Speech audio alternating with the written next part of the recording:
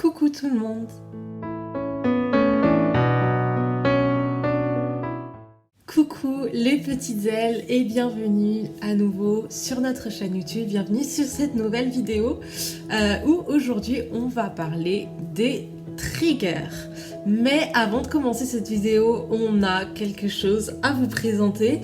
Certains d'entre vous avaient déjà un peu deviné, certains ont vu déjà ça passer en story, et vu que vous êtes très intelligents, beaucoup ont deviné, mais aujourd'hui nous allons vous parler de la marque d'Anna Luisa, qui est une marque de bijoux. Comme certains du coup l'ont vu passer en story, nous avons pu choisir des bijoux de leur marque pour pouvoir après vous les présenter. Et nous allons commencer du coup avec ces splendides boucles d'oreilles. Ces paires de boucles d'oreilles, elles sont absolument magnifiques. Elles font partie de celles qu'on préférait sur leur boutique, même si c'était très dur de choisir parce que vraiment tous leurs bijoux sont vraiment incroyables. Ces bijoux dont on va vous parler sont arrivés dans ces petits pochoirs dont on va vous parler juste après. Et du coup, voilà pour la première paire de boucles d'oreilles, vraiment magnifique. Les détails d'un style porcelaine sont vraiment splendides.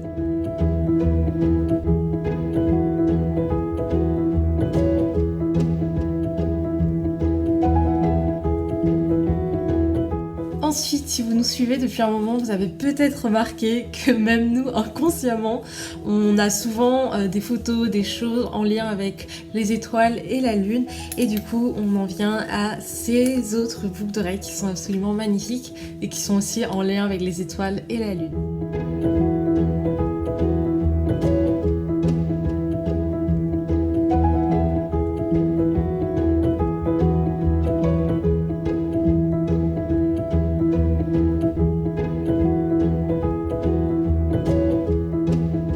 Ce sont les boucles d'oreilles célestes qui sont vraiment splendides. Elles ont un fermoir qu'on apprécie beaucoup car il est très discret, mais il est assez fort et du coup, on va vous montrer ça tout de suite.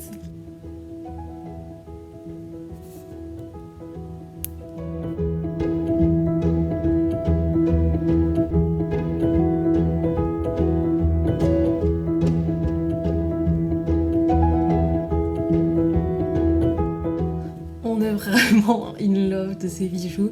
Et enfin, pour finir, on a ce magnifique collier qui est pareil, en fait, comme un soleil.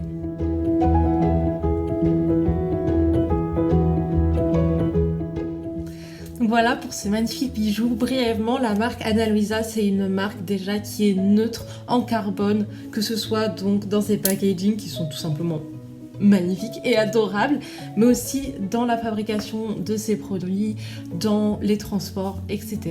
Les bijoux, ils sont de très bonne qualité et pour cette qualité, les prix, ils sont vraiment abordables. Et enfin, c'est des designs qui sont uniques à cette marque et qui vont vous faire sentir élégant, on top, en bombe. Bref. Donc n'hésitez pas vraiment à aller voir cette marque. De toute façon, vous avez un lien dans la description. Vous avez tout ce qu'il vous faut pour faire des petites emplettes splendides.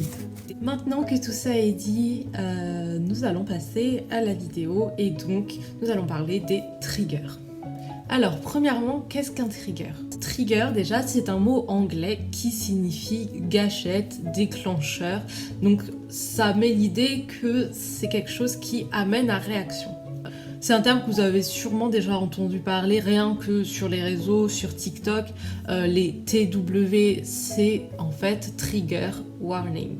Par ailleurs, si vous regardez de la ASMR, vous avez aussi sûrement vu le mot trigger passer. Par exemple, je vous montre 12 triggers en une seule vidéo, trigger tapping, etc. En fait, c'est quelque chose qui va amener à une réaction, qu'elle soit positive ou négative. Dans cette vidéo, on va vraiment parler des triggers dans le cadre du TDI davantage parce que ça nous concerne et c'est un peu pour ça qu'on en parle. Mais il faut savoir que ce qu'on va dire peut s'appliquer en fait à beaucoup d'autres situations. Donc, dans le cadre du TDI, mais aussi globalement, on peut distinguer deux catégories. Il y a les triggers qu'on appelle positifs et les triggers qui sont négatifs. Les triggers positifs, ça va être des choses qui vont déclencher une réaction positive, comme vous vous en doutez. Donc par exemple dans l'ASMR, par exemple, si vous aimez le tapping, c'est un trigger positif. C'est quelque chose qui va amener une réaction positive, ça va vous détendre, ça va, je sais pas, vous donner des frissons, ça va vous faire plaisir, enfin bref, ça amène une réaction positive. Et dans le cadre du TDI, ça peut être par exemple pour les littles, les triggers positifs, ça va être les peluches, les jeux, les aires de jeu, les dessins animés, enfin ce genre de choses. Mais ça peut être en fait plein de choses, ça peut être un sport qu'un alter aime, ça peut être une activité, une odeur, ça peut être justement des bijoux, un style vestimentaire précis, ça peut être en fait tout et n'importe quoi, et c'est aussi un petit piège, mais ça ce sera pour une autre partie de la vidéo. Et enfin du coup on a les triggers négatifs. Les triggers négatifs dans le cadre du TDI, en fait ils vont souvent rappeler un traumatisme. Je m'explique. Nous avons des traumatismes qui sont liés au feu. Du coup, en général, quand on voit des incendies, quand on est trop proche de flammes, etc., c'est un trigger négatif. Le feu est un trigger négatif car il va apporter une réaction négative, crise d'angoisse, flashback, reviviscence, potentiellement un switch avec un trauma holder. Bref, ça va engendrer une réaction qu'on n'a pas forcément envie de vivre en fait. Et du coup, c'est ce qui fait que c'est des triggers négatifs. Mais en fait, comme j'ai dit, ça peut être tout et n'importe quoi. Et c'est pour ça qu'il n'y a pas de hiérarchisation des triggers, comme il n'y a pas de hiérarchisation, évidemment, des traumatismes. Je m'explique.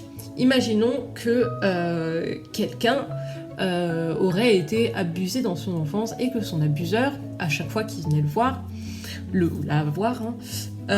avait une sucette dans la bouche. Et ça peut ensuite devenir un trigger négatif. Cette personne, dès qu'elle voit une sucette, peut partir en crise d'angoisse, se sentir très mal, avoir des flashbacks, etc. C'est pour ça que il faut pas juger les triggers, et en général, il faut pas demander mais pourquoi ça te trigger, parce que déjà c'est déplacé. Mais c'est pas parce que du feu, ou je sais pas, imaginons un couteau, est beaucoup plus visuel, graphique qu'une sucette, que c'est pas tout aussi trigger en fait. Mais le souci étant, il ne faut pas tomber dans certains pièges, et là on va parler des trigger warnings. Mal à la tête. C'est le fait de parler de trigger, what the fuck. Les trigger warnings, qu'est-ce que c'est? Alors littéralement, vous l'avez sûrement deviné, c'est des avertissements de trigger. Oui, je sais pas pourquoi j'ai pris un stylo. C'est des avertissements de trigger. On en voit souvent sur TikTok, par exemple, quand il y a des flashs. On met trigger warning flash parce que pour les personnes épileptiques, c'est un trigger un peu vénère, quoi. Mais il y a d'autres choses.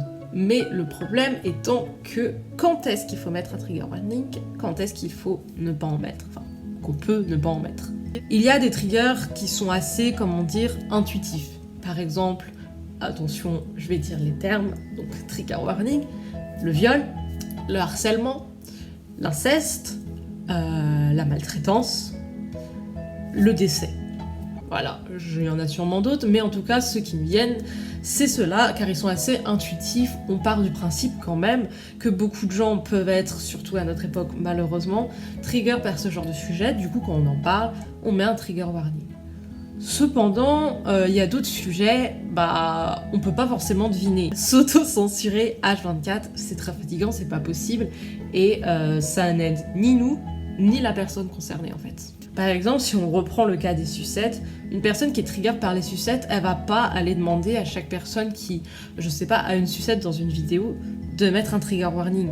Parce que ce n'est pas quelque chose d'intuitif, ce n'est pas quelque chose qui est répandu, et c'est tout simplement pas vivable. Dans ce cas, je veux dire, il faudrait mettre des trigger warnings pour tout, car tout peut être un potentiel trigger en fait.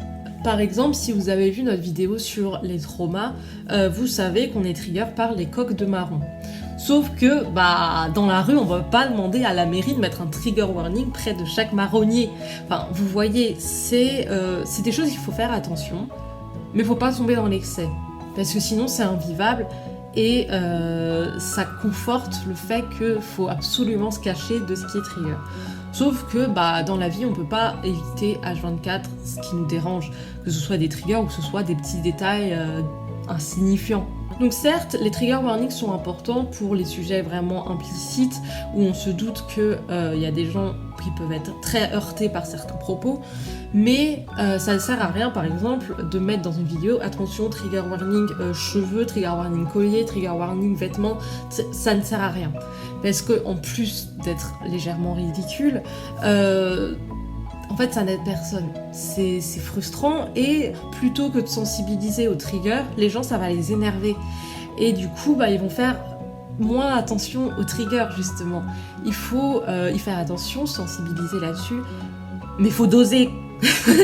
Genre, ça sert à rien de mettre des trigger warnings à tout va, parce que, comme j'ai dit, c'est pas vivable. Du coup, quand on est concerné par des triggers assez peu communs, comment les éviter, sachant qu'il n'y a pas forcément de trigger warning? Et en fait, tout simplement, il faut travailler dessus. Il faut travailler sur notre perception des triggers et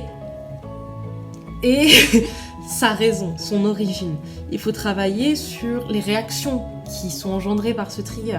Il faut travailler sur son acceptation. Il faut aussi travailler sur comment détacher ce qui s'est passé par rapport à un certain trigger et ce qui se passe au quotidien. Par exemple, reprenons l'exemple de la sucette. Alors, je dis ça comme si c'était hyper simple, ça l'est pas du tout, hein, ne vous méprenez pas. Il faut apprendre à détacher, ok, mon agresseur, oui, à chaque fois qu'il venait, il avait une sucette à la bouche. Maintenant, c'est quelque chose qui me trigger énormément. Ça me fait peur, ça me donne l'impression que je vais me refaire agresser. Mais, actuellement, si je croise, je sais pas, un enfant dans la rue qui a une sucette dans la bouche, tout va bien. Il ne va pas m'agresser. Ce n'est pas mon agresseur, ce n'est pas mon abuseur. Et c'est un travail qui peut prendre des années, toute une vie, mais c'est un travail qui est important. Parce qu'en fait, il faut partir du principe qu'on ne peut pas demander aux autres de se censurer pour nous. À part sur certains sujets, encore une fois, mais je pense que vous avez compris, ça sert à rien que je me justifie pendant 100 ans. En tout cas, sachez que les triggers, c'est quelque chose qui est propre à chacun. C'est quelque chose qui est parfois très intime. Et c'est pour ça aussi que certains ne veulent pas les partager, parce que c'est intime en fait. Ça engendre des questions. Les personnes vont se dire pourquoi t'es trigger par ça? Ils vont commencer à se poser d'autres questions. Et c'est quelque chose qui peut vite mettre mal à l'aise une personne qui ne veut pas forcément en parler. Mais c'est quelque chose auquel il faut faire attention. Par contre, si vous êtes, je sais pas, une amie très proche d'une personne qui est très trigger par les sucettes, disons que vous pouvez faire quand même parfois l'effort de pas lui agiter un paquet de sucettes devant le visage, évidemment. Vous pouvez faire attention, mais il ne faut pas s'attendre à le demander à tout le monde en fait. Vous pouvez le demander par exemple, je sais pas, à des personnes très proches qui sont au quotidien avec vous. Par exemple, moi, mon copain, il sait que je suis trigger par le feu, mais on a des bougies chez moi. Il fait attention à les allumer sans que je regarde, et une fois que c'est allumé, ça va, je me sens bien, mais je ne vais pas pour autant lui demander de plus jamais acheter un seul briquet, de plus acheter de bougies, rien du tout. Parce que je sais que c'est aussi à moi de faire un travail là-dessus, et que parfois en fait se retrouver face à ça, ça peut aussi aider à changer notre vision. Moi maintenant, doucement, j'essaye de voir le feu comme quelque chose de rassurant, de cocooning, d'un moment entre mon copain et moi, et plus comme quelque chose de violent en fait. Donc voilà sur les triggers, c'était une vidéo très courte, mais c'est une vidéo qui est importante, surtout dans le cadre du TDI, les triggers sont vraiment quelque chose qui fait partie à part entière du trouble, parce qu'en fait les triggers ils sont propres aussi à chaque haltère. Tel haltère ne va pas forcément avoir les mêmes triggers que tel haltère, ça peut être des réactions différentes. Parfois, par exemple, je sais pas, un haltère qui aime je reprends toujours l'exemple des sucettes.